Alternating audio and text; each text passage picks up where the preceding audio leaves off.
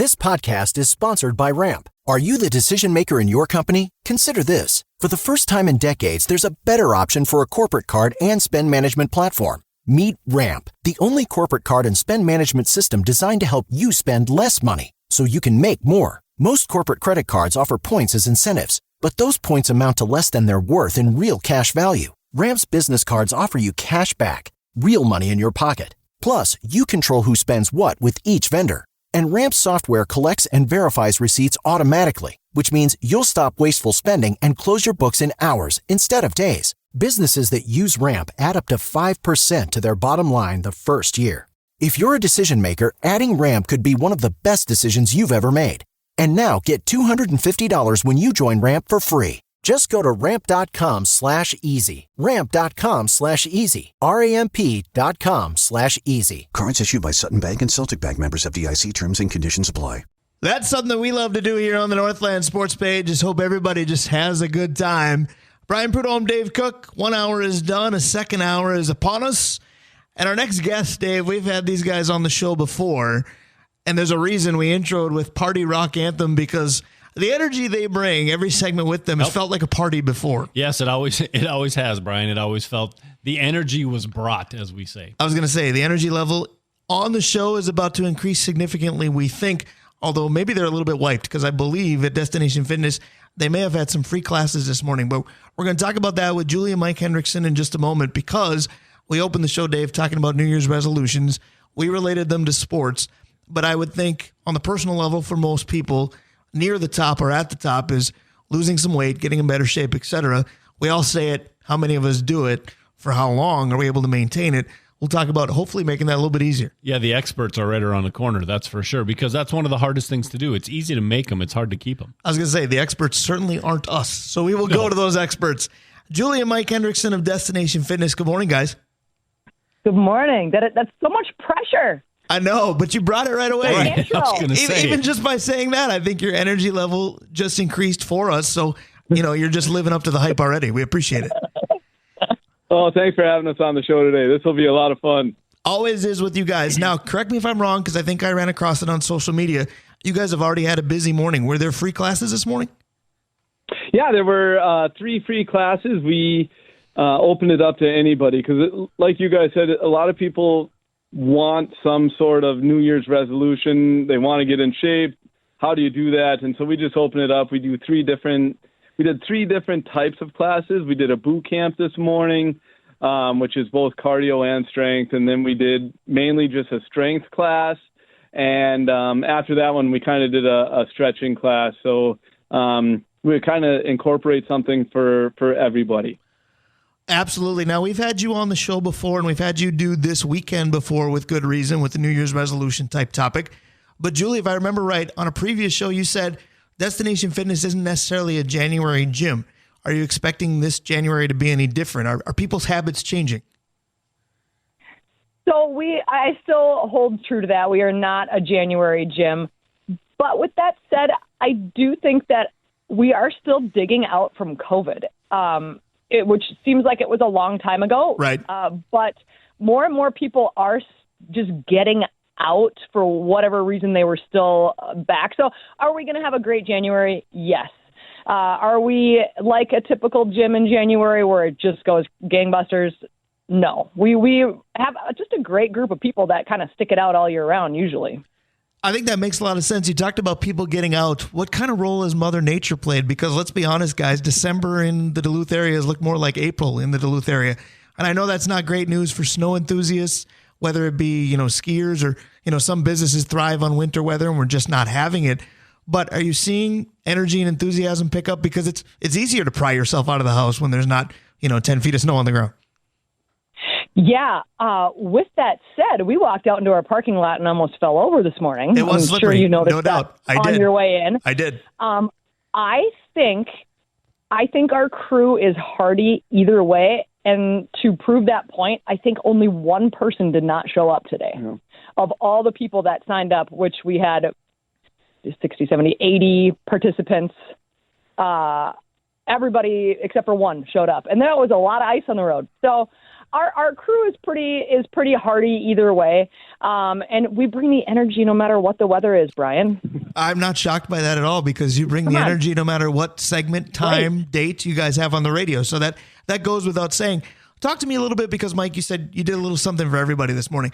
Talk to me a little bit about degrees of difficulty, because there's got to be people out there listening that are into fitness and have their feet wet in that department already and maybe want to just up their game a little. And there are some people that probably haven't been off the couch for the bulk of 2023. You guys cater to just about everybody in that sense too, right? Yeah, that's a real challenge. We have people that come to class that are in their 20s, and we have people that come to class that are in their 70s. And so how do you make something challenging and fun and yet still get a good workout in for that entire age difference, as well as just what people want, their ability, and how do you match each ability to the amount of difficulty that they want to have or challenge that they want to do in each class. And so, and that's what today was. Even though we were in boot camp, we had, 20-year-olds and 70-year-olds.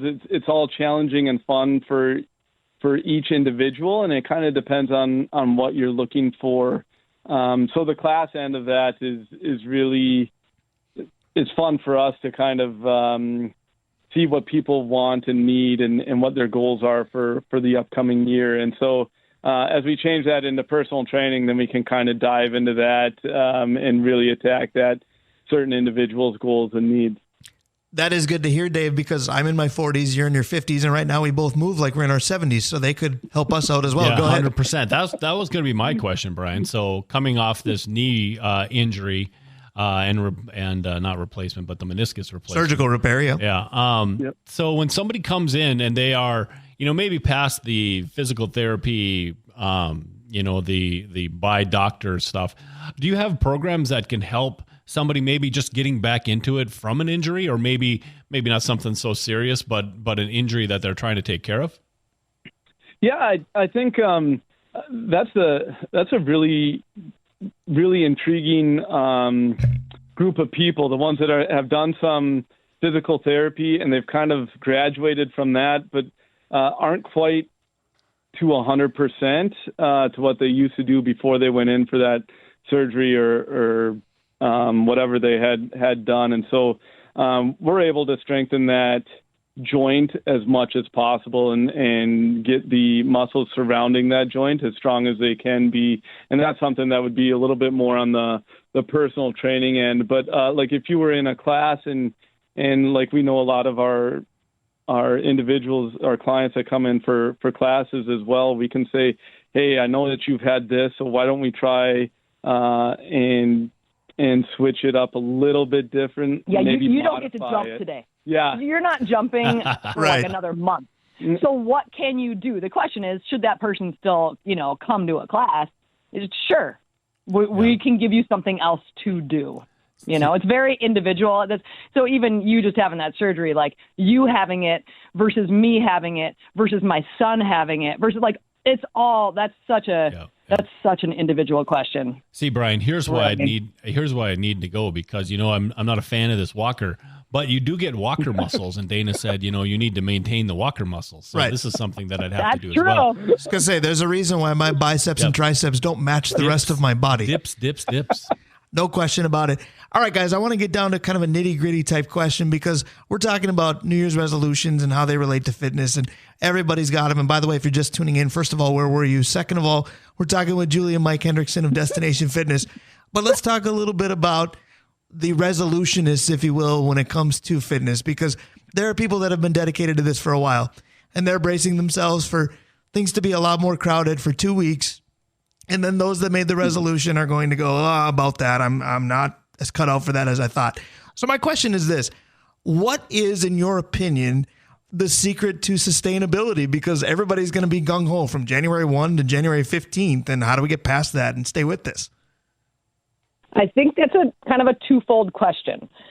Number one, there are New Year's resolution people that start January or February or March or April. I mean, people make that decision all throughout the year. It's just that you can't identify them in June. That's a good point. A year is 12 months. Go ahead, Jules. But you know what I mean? What I'm saying is, like, a lot of people say it's June and they go, oh my gosh, I've got a wedding this summer. I need to drop weight. You True. just don't know who those people are. They still might only make it 2 weeks in the gym. They just don't get bashed for it. True. And here's the other thing. We give New Year's resolution people such a hard time. We should not. It's the perfect time because we just sat down for the last 6 weeks and ate and got out of shape. We're a solid 10 pounds heavier than we were 2 months ago. Amen. And now it's going to be January 1st. There's no parties planned. We are fat. We feel awful. Oh, look, this gym is offering all these challenges and all these deals to start. Like, of course they're going to be a New Year's resolution person. Like, it just makes sense. So I have some grace in that. Of course you're going to start then.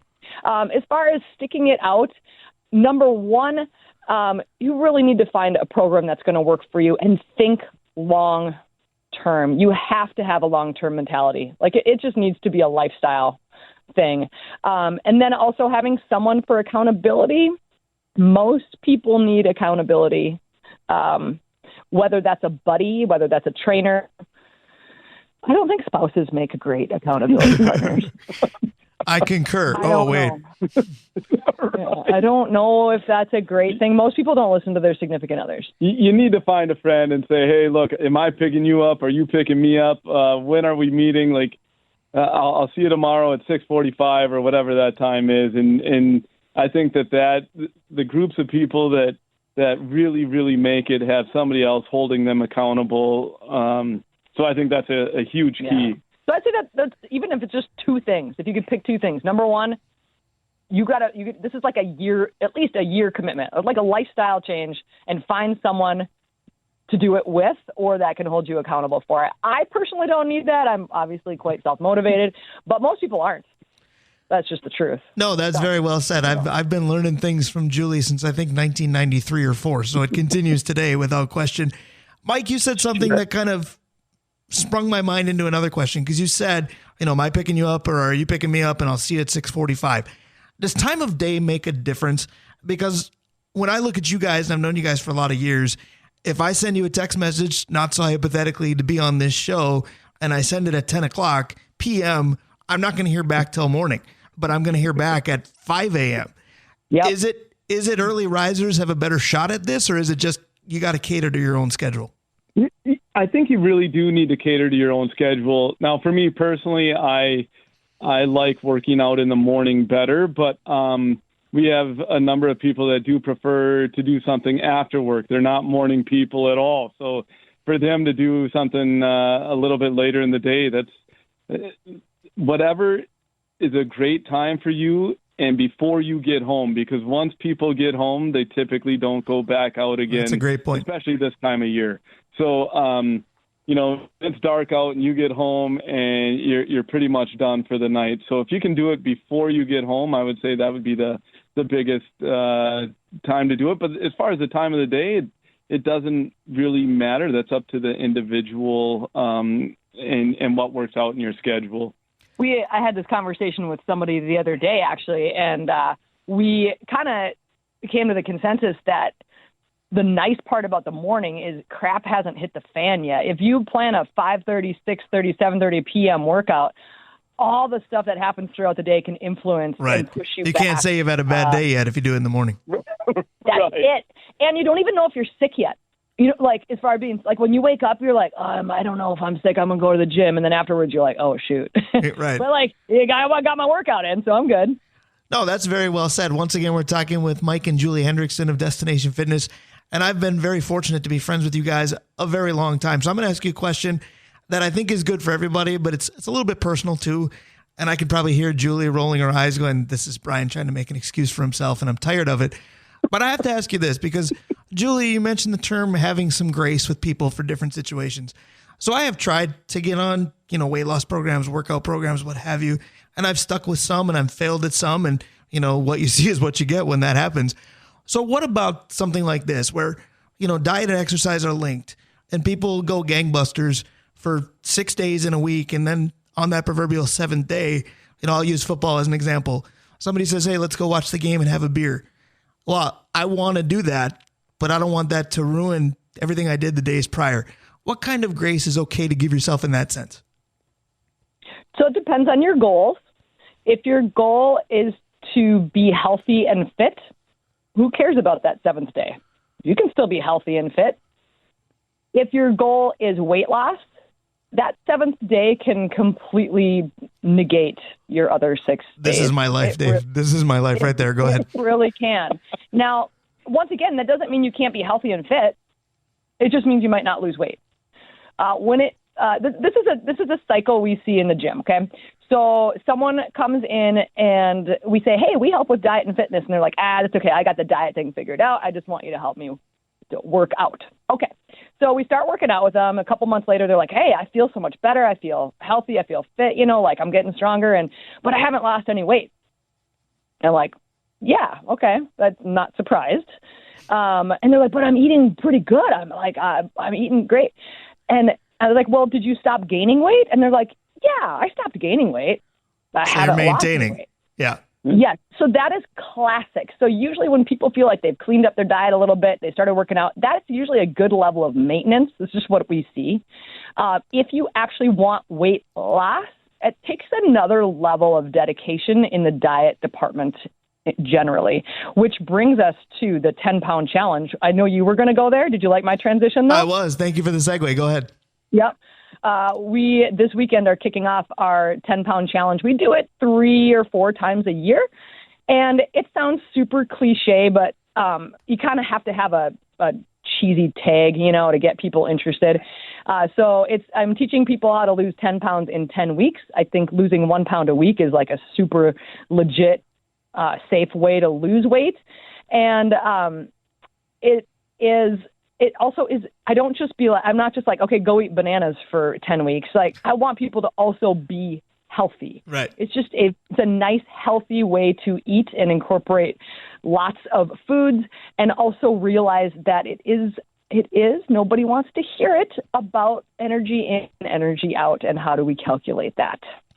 That is beautiful. I'm going to wrap this up because I know you guys did some client shuffling to make this happen, so I appreciate it. But I just want to give people kind of the journalism 101, and I'll have you guys do it for me. We've talked a lot about what you offer. Destination Fitness is the spot. Where can they find out more? Where do they have to go to be part of this?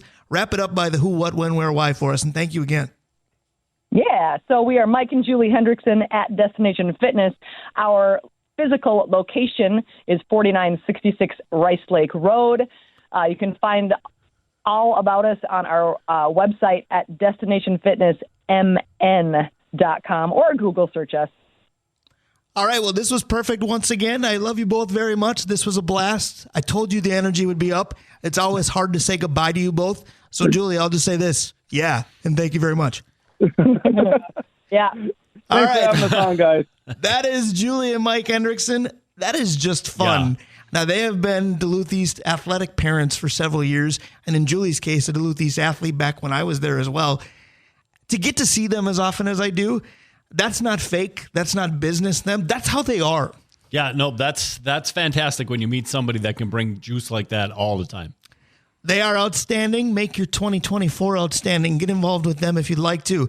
I'll buy what they're selling. We're going to play buy or sell next. Stick around. We'll be right back. Hey guys, time to get in on the action for the biggest moments in basketball with Prize Picks, America's #1 fantasy sports app. Just select 2 or more players, pick more or less on their projections, place your entry, and win up to 100 times your money. Right now, Prize Picks will match your first deposit of up to $100. Just download the Prize Picks app and use the code GET100. That's code GET100 on Prize Picks for a first deposit match of up to $100. Prize Picks. Pick more. Pick less. It's that easy. Back. We know a good buy when we see one. We're going to play buy or sell in just a moment. But as I said, going to the break, we'll buy what most are selling.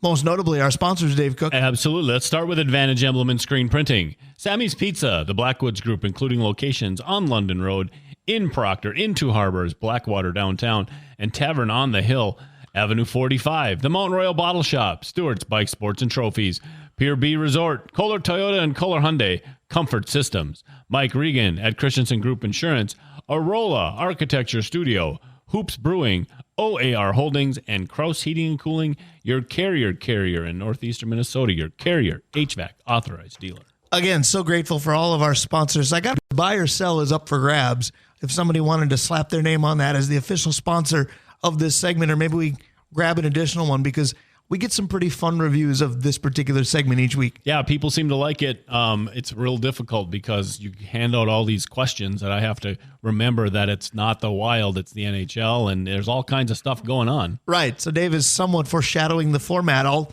dumb it down, if you will, for you. So here's how the game works. We're going to play buy or sell. I'm going to give a statement of each of the 4 major sports leagues: NBA, NHL, NFL, MLB.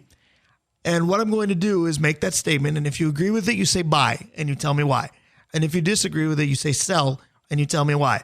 Dave's responsibility that he shudders about each week is to pick the order at which we play, and not to name teams, to name the league.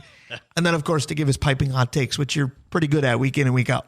Yeah, I don't know if they're any good, but we do them anyway. Right. So that's kind of the theme of this show, though, isn't it? 10 to noon every Saturday. True. We are the Northland Sports Page. Let's go with the sport that is currently not in season. Let's go with baseball. All right. So I'm going to warn you that what I tried to do this week is I didn't really localize it at all. There's going to be some talk that's probably going to morph into local, but whether it was intended or not remains to be seen. What I tried to do is pick some of the bigger stories of 2023 in each sport and kind of get your opinion on them. So what we're doing is we're starting with Major League Baseball. All right, so the big story right now is the Hall of Fame vote. Their postmarked is due today in terms of the ballots. So we're going to know in late January when they announce the Hall of Fame class for this year. But as we know, the internet and technology has changed everything. And if you want to, and in some ways in my world, you can't escape it, you can track votes as they come in. Twitter's full of them right now. Buy or sell that you like that idea? Well, it's like having a baby's name ahead of time. You know, if you're waiting. Is it though? It is kind of, because if you have the baby's name ahead of time and everybody knows it, when the baby's born, it's just that name, right? If you know that Joe Mauer, for instance, is heading into the Hall of Fame his first time, when they announce it, what's the big deal, right? You know, when that happens. So if you like the drama of it, you know, I prefer not to see it. Right? Yeah, right. It doesn't do anything for me one way or another. It's kind of nice when some of the big guys who have national presence talk about their ballots beforehand, so you can kind of get a feel for direction. Right. But I'd rather find out in January. Otherwise, why wait? Right. Everything, you know, you can scan those things in. As soon as they're done, we'll just know. You could tell me by Friday. You could. In. Probably tell you by the ball drop. Yeah, at exactly. Times Square. Yep. Which, by the way, off topic, but does it mortify you that the Vikings are playing a football game on New Year's Eve night? That's most notable event is probably the ball drop, and what this team has been guilty of all year long. Very nice. Been dropping the ball at all costs. Yep, very nice. All right, so that's a different concern altogether. So I'm going to buy that I don't like that we're seeing the tracker and the votes as they go. I didn't necessarily make the gender reveal or baby name analogy like you did, but I did make it kind of akin to the presidential election. It's not like they wait until everybody's in, then they tell you everything. You get state-by-state results as polls close. So I get that. Here's what I don't like. Social media has ruined a lot of things. The Hall of Fame vote's one of them. Because what we're seeing now, and I'm glad it didn't exist, say, back when Kirby Puckett got in, because Kirby Puckett is my favorite player in the history of baseball. And, of course, I wanted him to get in. Glad he did, whatever. Even more than Pie Trainer? But, yes. But if I saw a ballot that had votes on it and Kirby wasn't one of them, I don't think, heavy on the think, that I would, quote, tweet that person on Twitter and chastise their ability to have a vote and basically say they know nothing about the sport. That is what I'm tired of seeing, most notably up here when it comes to Joe Mauer. Now, Joe Mauer's probably going to get in, probably on the first ballot, which surprises me a little, but I get the idea why. He's ahead of the curve right now. His percentage is in the 80s. You and I don't agree with that. You and I don't agree with that. But I understand the argument. He did things as a catcher that nobody did. He wasn't one of the best in the game at his position. There was an era where he was the best. But there was also an era for 40% of his career where he averaged 285, 8, and 55, and an OPS of like 760. That's pretty good if you're a role-playing 7 or 8 spot hitting infielder. Yep. He wasn't. So if you vote for Mauer, great. If you don't, okay. I think the fact that people are calling somebody a clown because they don't vote for their favorite player on the regular is ludicrous, because to say there's no debate is wrong, except for maybe Adrian Beltre. Right. But don't forget, there was one guy who didn't vote for Griffey either. Right. No, I agree with you. The problem is that's what Twitter was made for. Right. Social media is a cesspool. If you want to know. And that one in particular, to take shots at people, that's the one. So I'm going to try to put blinders on and just turn my TV on in late January and hopefully be surprised. Joe Mauer's getting in. When, I don't know. I'm fine with him getting in. He had a great career. It had peaks and valleys. Harold Baines changed everything. Yep. But there's one particular person on Twitter, and if you're on there, you probably know who I'm talking about, who just screenshots every vote that isn't for Joe and just chastises that person. And come on. That's somebody who has too much time on their hands, Brian. Correct. Yeah. Correct. All right, let's move along, Brian. Because we don't have too much time on our hands. Yeah, let's go with the NFL. You see, I cut myself. All right. So the NFL, speaking of people complaining on social media, if I see one more person whine about the attention that the Taylor Swift-Travis Kelce relationship gets, I'm going to be more upset about the whining about it than I am about the attention it gets. Yeah. Buy or sell that the T Swift, T Kelce drama bothers you? I think that stuff doesn't really bug me. I mean, yeah, you get tired of seeing it, but frankly, it's good for both. Like Taylor Swift has, shouldn't say nobody, but there's a good group of NFL fans who don't know who Taylor Swift is because that's not their genre, right? And they're getting introduced to her. Right. And there's a lot of Taylor Swift fans who have no idea about the NFL. They're getting introduced to that. I think it's funny I think it's so funny might be the better word, because I think it's funny when she's at a new stadium. When she was in Green Bay, it was like, Taylor Swift comes to Wisconsin. And they rubbed it in our face that she didn't come to U.S. Bank. Really? So, yes. No, I don't think it's bad for the NFL. I don't think it is either. First of all, I like Taylor Swift. I like her music. I definitely think she's an iconic personality. Try to say icon or iconic, and I basically went emphasis on wrong syllable with both. But she's iconic for a generation younger than you and I. Yeah. And that's great. But I'll also tell you this. A word that we got very familiar with during COVID was unprecedented. This isn't. No. Jessica Simpson was a bigger deal with Tony Romo than Tony Romo's play on the field was. We've been there, done this before, because Dennis Rodman and Carmen Electra and/or Madonna and/or Girl du Jour with Rodman, that was a thing too. This isn't the first time that we've seen this. She's just the biggest. Right. And I'll tell you this much. If I'm the Chiefs, I'm probably thrilled that this is getting as much attention as it is, because it's taking attention off the fact that you haven't been very good in about a month. Right. Now, if you want to think she's the reason why, that's different. Yeah, and it's not like Travis Kelce is a backup center. Right. Right. You know, if this is Schlutman even if it's Jason Kelce, it's not getting as much. Yeah. If he's the number one center, it's not. Right. You know. So I just think it's good for everybody. I do think it's a little funny, but it's good for everybody. I just think it's funny because there are no shortage of things for people to complain about. That's the year we've had in 2023, and probably several before, and unfortunately probably several after. But that's one of the things that I see the complaints and I go, really? Yeah, that's what you're worrying about. Like I talked about the state flag last week. How good is your life that Taylor Swift, Travis Kelce is what really bothers you today? This is the hill I'm prepared to die on. It's the opposite quote of Varsity Blues. I want your life. All right, so let's go to the NHL, please, Brian. All right, so the NHL. We talked about at length in previous shows that the expansion rules have changed. Seattle, Vegas have had it much better than Minnesota, Columbus, etc. The Winter Classic this year features Seattle and Vegas. So again, on the list of things that bother people that I go, why? Buy or sell that the NHL is catering too hard to its newest teams. Okay, so I'm not totally You're having fun today, aren't you? You're loving that. this. No, here's the thing. Vegas learned how to do this right. Like they Vegasized their football or their hockey team, excuse me. And so they did things right, but yes, the Vegas love just makes me sick. The Kraken are just, they're fine. Who cares? So to have this as the Winter Classic when the Wild went 20 years trying to get it, that's the part that bugs me about it. But the problem is, where are those two going to play outside? Right? Yeah. I'll meet you in Reno and they can play between. It doesn't do anything for me, and I dislike Vegas. So there you go. Right. With this proverbial Winter Classic, I hope they play the music and they play Sandstorm, because between those two teams, that's what you've got the better shot at. Or maybe I love the Rainy Nights, little Eddie Rabbit for Seattle. So I don't know if they're catering too hard to their newest teams. It's fine, but it doesn't fit winter. You could call it the New Year Classic, although you could play it here and it doesn't necessarily fit winter this year. That's true. It's been a bit of an anomaly. I don't know if they're catering too hard to the newest teams. They're catering hard to two teams that have been fairly good, and that makes sense. They are catering hard to Vegas, like they just have since the beginning. Seattle is always going to be the Columbus Blue Jackets, right? Right. To the Wild. Vegas is that to Seattle. They're always going to be the big brother. At least they didn't come in the same year. Right. That's the different piece. Vegas will always be the big brother to Seattle in the NHL. Right. I don't mind it so much because every time I hear or see anything Vegas related, I did it last night watching Vegas Vacation on TV.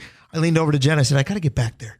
So I don't mind any of it. I want to see the Sphere, man. That's on the bucket list now. Exactly. We need to do that together. Sphere and Cooperstown. You and I go coast to coast. That's a long trip. Yeah. It's a lot of time off. All right, let's finish it strong. The NBA. All right. So the NBA, again, things being talked about that I sit and go, why? I could have changed buy or sell to why today. So the Detroit Pistons have lost a bajillion games in a row. Record-setting type stuff. Buy or sell that anybody outside the Detroit Pistons organization cares one bit. I'm going to sell that. I think there are people that care a lot about the NBA and about, this is the greatest tank job in the world if you want to go there. The guy I feel bad for is Cade Cunningham. Like, he's legit. Yeah. I don't know how in the world you go about losing this many games unless it's it's rotten from ownership all the way down. But I think there's some tanking, some gamesmanship that the NBA needs to look at because there's just you have to figure out why this is happening because they're not competitive. They've been competitive once, and that was the Boston game the other day. So what's going on? So I don't think anybody necessarily cares about the Detroit Pistons, but I think the record raises red flags. Well, I think the other piece, because if I had to buy, and my initial thought was buy that nobody outside of Detroit cares, and I'll get to that in a moment, but you kind of talked me out of it, and I'll sell just barely because I'll tell you who cares now. Whoever's on the Detroit Pistons schedule in the next half dozen games, they care because they don't want to be the team that is the victim. I'd be lying to you if I didn't say as a Minnesota sports fan, I didn't look for how far down the list is Minnesota, and it's like mid-January. We got several chances in front of us. But if not for that, I would completely buy that nobody outside the Pistons organization cares. Because you look at Detroit as a sports market, and the Pistons have a ton of history. Yep. You can pick a version of the bad boys because the Bill Laimbeer, Isaiah Thomas, that was a bunch of BAs. But also their next crop of championship-type teams with the Wallaces and Chauncey Billups and Rip Hamilton. Those were great teams. They've fallen off a cliff since then. Yeah, the Detroit Pistons are borderline irrelevant. The Detroit Red Wings aren't a whole lot different. They got a boatload of history. But when you talk about the Detroit Red Wings, you don't talk about a player necessarily that's played in the last 2 decades. They're not bad, but they're not good. They're just there. Yep. You look at the Tigers, and if not for Miguel Cabrera last year, but here we are. And again, a ton of history, but you think it's been forever since the Twins won something. It's been longer for a world title for the Detroit Tigers. If not for Cabrera last year, you're not talking about them. And I tell you what, they might be good soon. They've got a young core that's okay. And I'll tell you the other reason that Detroit doesn't even care. The Lions are good now. The Lions are very good. They have a distraction. We say in Minnesota, we want 1 or 2 that are good so we can be distracted from the teams that aren't. The Vikings seem to be fast laning to disappointment again. The Wild are playing well, and the Wolves are good. So we don't have to care. I just don't think people do. No, I guess I agree with that part of it, Brian. And here's the thing. We've talked about this before. The opposite of love is not hate. The opposite of love is apathy. Indifferent. And that's where the Detroit Pistons are going to be, is people are going to be apathetic, and you're probably seeing that already in attendance. I'll tell you one thing I care about. You. Aww. Right? With this emotional tune, I just felt like it fit. But I do care about this show. I do care about Buy or Sell. And I know we both care about Vencie Glenn. He's waiting around the corner. We do. We care about Vencie. We care about our listeners. This is just heartwarming. Right. Absolutely. And we probably haven't said enough about Vikes Packers, so we close with a lot about it from a legendary former Viking. Vencie Glenn is next, and we wrap it up for 2023. We're the Northland Sports Page. Stick around. Hey guys, time to get in on the action for the biggest moments in basketball with Prize Picks, America's #1 fantasy sports app. Just select 2 or more players. Pick more or less on their projections, place your entry, and win up to 100 times your money. Right now, Prize Picks will match your first deposit of up to $100. Just download the Prize Picks app and use the code GET100. That's code GET100 on Prize Picks for a first deposit match of up to $100. Prize Picks. Pick more. Pick less. It's that easy. That is the safety dance, which means our favorite safety is lurking around the corner. Vencie Glenn will be with us to close the show once again. It's become very routine in the latter moments of 2023. So that's the best close we could find. Dave, I ended that last segment listing things I cared about. What we really care about a lot, and maybe they should top the list, is our great sponsors. Absolutely. So let's start, Brian. Let's give them a little bit of love. Avenue 45, the Mount Royal Bottle Shop, Stewart's Bike Sports and Trophies, Pier B Resort, Kohler Toyota and Kohler Hyundai, Comfort Systems of Duluth, Mike Regan at Christensen Group Insurance, Arola Architecture Studio, the OG, our original sponsor, Hoops Brewing, OAR Holding, Kraus Heating and Cooling, your Carrier HVAC authorized dealer, Advantage Implement Screen Printing, Sammy's Pizza, and the Blackwoods Group, including their locations on London Road, in Proctor, in Two Harbors, Blackwater downtown, and Tavern on the Hill. Well, Brian, on the Hill. Absolutely. And again, this is Drawing Lines, courtesy of Arola Architecture Studio. We love when our sponsors work together. We talked about Hoops Brewing and all their great products. Of course, you can get those at Mount Royal Bottle Shop. We can intertwine a lot of those sponsors. That's the fun part. Absolutely. That's a trick to the whole thing. We all make it work together, right? Absolutely. And I'll tell you who's a joy to work with as far as working together goes. That is Mr. Vencie Glenn. Again, we talked earlier in the week. And to be honest with you, Dave, the first person to wish me a Merry Christmas, even with a significant time zone difference, back on Monday was Vencie Glenn. He beat your wife? Yeah, because I was up first and I checked my phone. Oh, very good. Vencie, that's something when you beat the significant other. Right. So Vencie was the first to cross the Merry Christmas finish line. Happy holidays. Happy New Year a little bit early. And thanks for being here again. Vencie, we have great questions for you, we think, each week. But you told me earlier that you were going to have a question for us. Do you want to start with that? And good morning.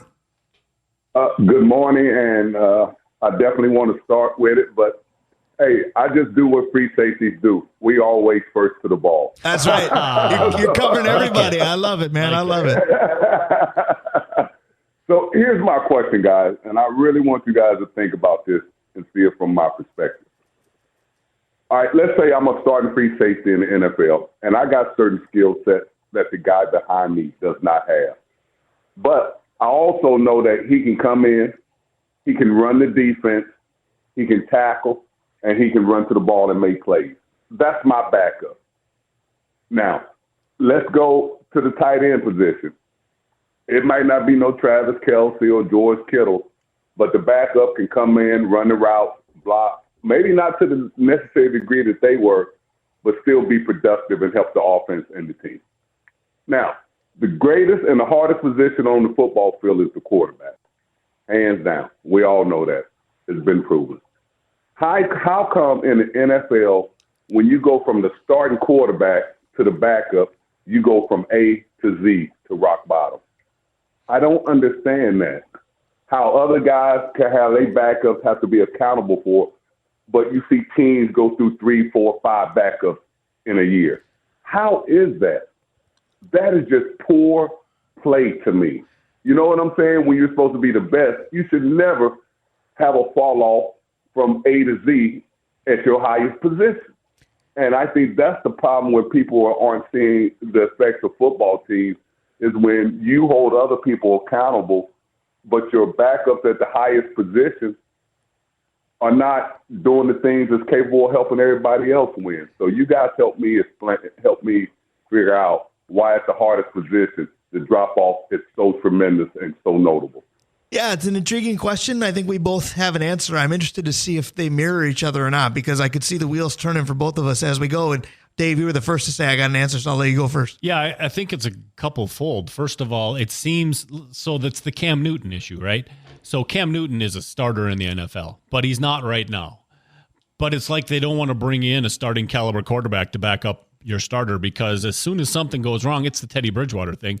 The entire stadium starts to chant for Cam. So I think there's something there. Vencie, I think the greatest problem is college football is running all these gimmicky offenses.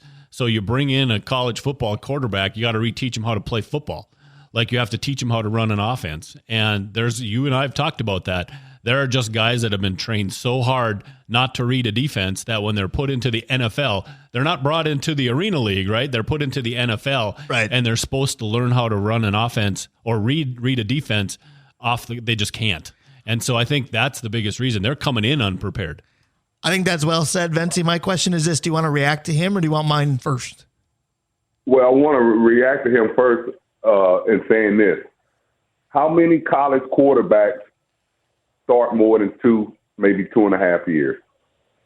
That's 100% true. And how many now are just doing one? So then you come into the NFL, the hardest job in the world, and you got a high school education trying to run a AT&T business. You see what I'm saying? I do. So it doesn't make sense when they say, oh, these quarterbacks run these college pro offenses and all that.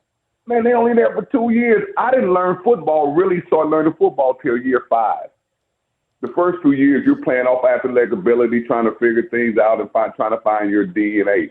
And then all of a sudden, you find that aha moment, studying film and all these kind of things help your assets, and you become a better and all-around complete player. That's year 5. These guys are getting paid millions of dollars after third year, and then they shut it down. Yep. They shut it down because they've made the big money. It took us to year 6, 7, not complaining, but it took us year 6, 7 before we had to show that we could stay on the field and make that big money. And I think that has a lot to do with it, why guys don't want to block, why guys don't want to hustle. Once they get paid, man, they shutting it down because there's nothing the league can do. So I think that's a perfect segue because for me, the reason that the backup quarterback doesn't necessarily have the talent that you want it to has everything to do with big money. Now, Dave went the direction of you don't want the starting quarterback looking over his shoulder and the fans chanting for somebody else. I'm not sure that's ever going to change because we've always said the backup quarterback tends to be the most popular guy on the team whenever the team is struggling. But we talked about it earlier in the show where there was an era where the Vikings had Randall Cunningham as a backup to Brad Johnson. They had Jeff George as a backup to Randall Cunningham. You had Gus Frerotte behind Tavares Jackson. You had proven quarterbacks in that second spot. But I go to something that you say, Vencie, when you say, everybody's concerned about getting theirs, getting their numbers, getting their contract, getting their endorsement, getting this, that, or the other thing. I think proven quarterbacks, whether or not it's true, are of the belief that they should start. So I don't think you can sign somebody worth it that's okay with being a second quarterback. Does that make sense? Yeah, but everybody in the league thinks they can start. That's the problem. That's what I mean. That's the competitive nature of it. But stats don't lie. Leadership doesn't lie. You know what I'm saying? When you're in the locker room and you're trying to say this is the guy and everybody knows that, man, he's not that good. Right. You've even said it in meetings. And so now you put him out there and the team struggle and it becomes, hey, why? But when all those backups you named going through Minnesota, those teams were competitive because they had competitive play at the quarterback position. If you don't have competitive play at the quarterback position, you're going to be like the Denver Broncos since Peyton Manning has left there. Right? You just don't have nobody. Right. Nobody. I agree with you, but here's my problem. I'll use the Cam Newton example because that's where Dave went to. Let's say that the Vikings said, hey, Cam, we'd like you to come in. Let's rewind to the beginning of this year. I would like that. Cam, we'd like you to come in and be QB2 to Kirk Cousins. Cam Newton's response to that might use words I can't use on the radio. He's only coming if he's QB1. That's my take. I think that there's a lot to that. Brian, the other thing is, and we talk about this in baseball all the time, when you add a team, you water out pitching, right? So you wonder why there's not enough pitching. It's because you got 25 more pitchers that need to play someplace else. I wonder if you're pulling 6 quarterbacks, your starters, your backups, and the emergency guy, and you're spreading them across the league rather than having them having fewer opportunities so the better players are on roster. I wonder how much that's going into it as well.